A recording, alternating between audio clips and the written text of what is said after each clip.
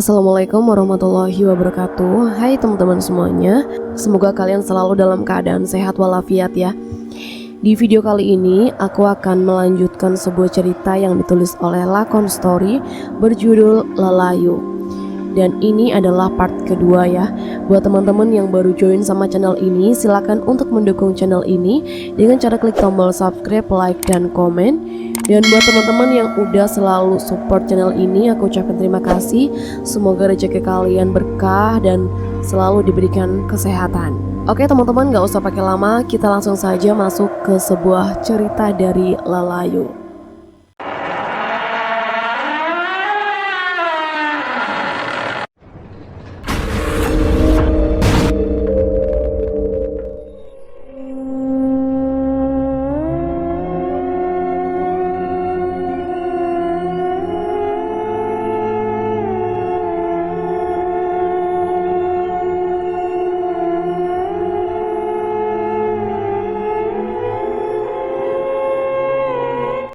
Sally, sepertinya sudah waktunya tahu mas.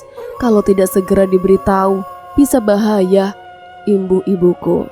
Iya, aku jadi kepikiran, jawab ayah singkat.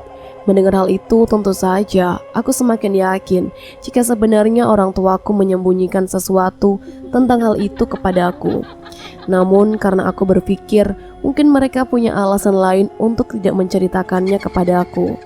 Akhirnya pagi itu, aku pun hanya diam sambil terus menata perabotan agar kembali rapi. Dan belum selesai kami membersihkan rumah, tiba-tiba kami semua dikejutkan dengan suara pengumuman dari masjid tentang berita Lelayu dari Pak Markum. Suara pengumuman tersebut terdengar jelas dari speaker masjid yang letaknya agak jauh dari rumah kami. Mengetahui hal itu, orang tuaku nampak biasa-biasa saja sambil terus melakukan aktivitasnya. Innalillahi wa inna ilaihi roji'un. Pak Markum meninggal ya, ucapku. Iya, mari kita paranane, jawab ayah santai.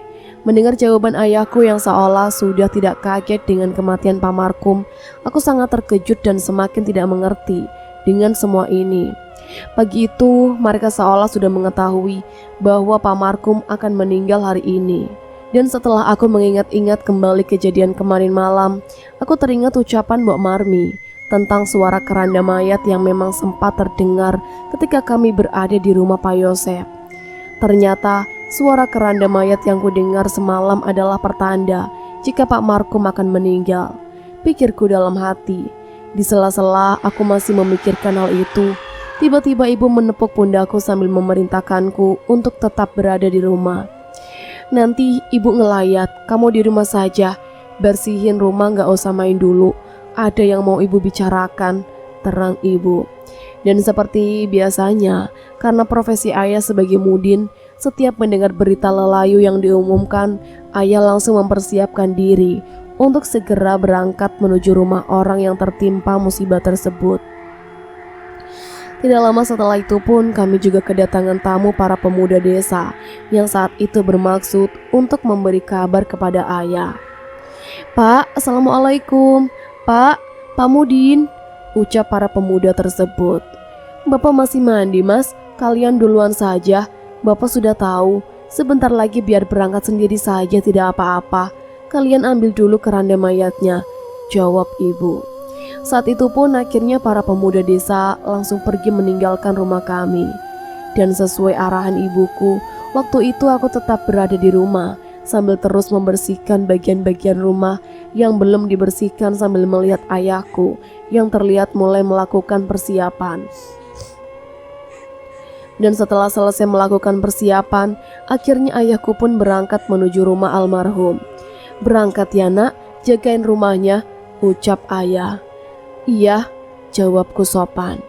Dan beberapa lama kemudian ibuku pun juga ikut berangkat dengan membawa sedikit beras yang ditentengnya.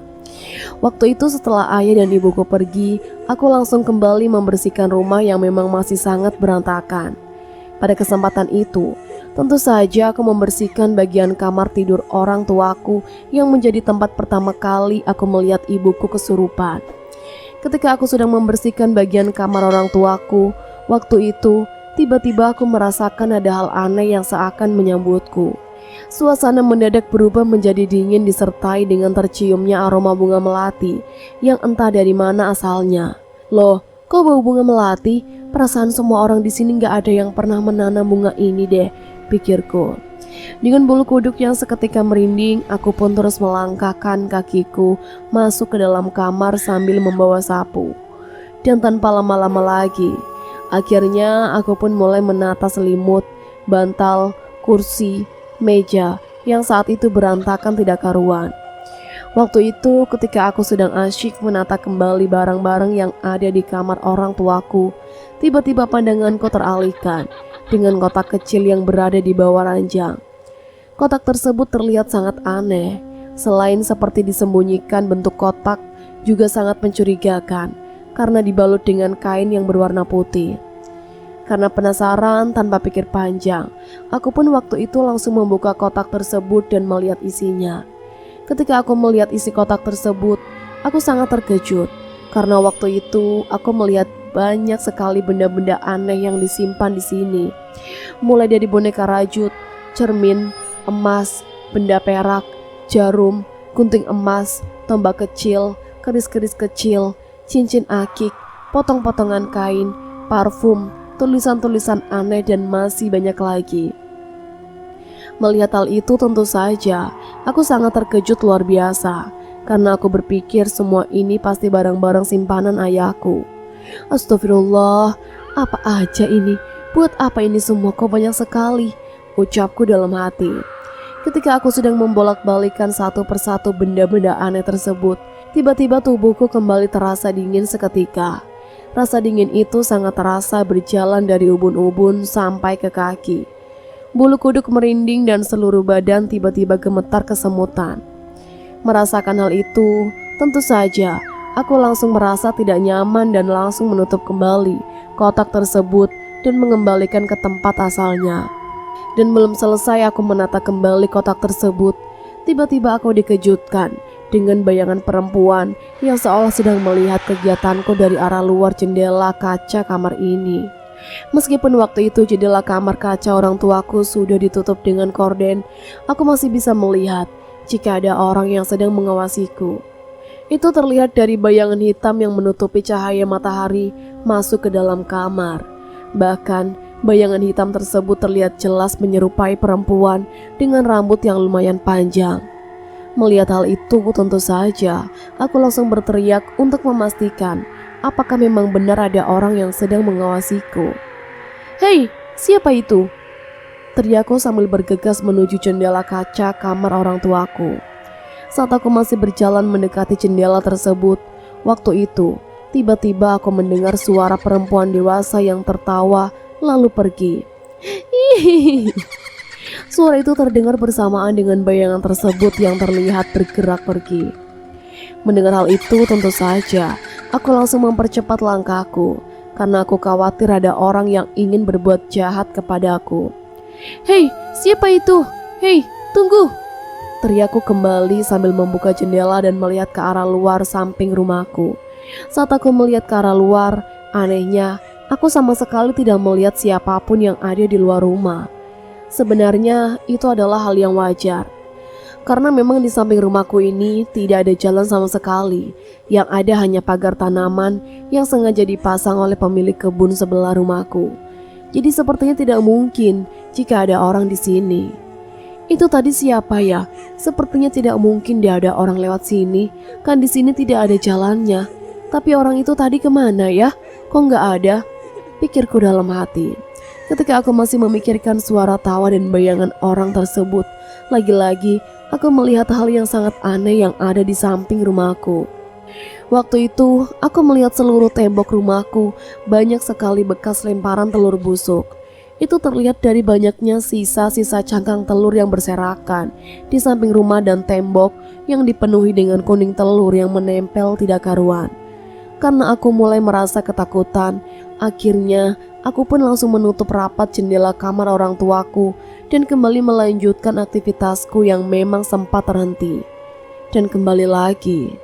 Tidak lama setelah itu, saat aku sedang membersihkan kamar orang tuaku, tiba-tiba aku mendengar suara orang mengetuk pintu rumahku dengan sangat keras. Mendengar hal itu, tentu saja aku langsung berjalan ke ruang tamu dengan tangan yang masih memegang sapu. "Iya, sebentar," teriakku dari dalam. Waktu itu dari dalam rumah, aku melihat seperti ada orang yang sedang berdiri di balik pintu rumahku.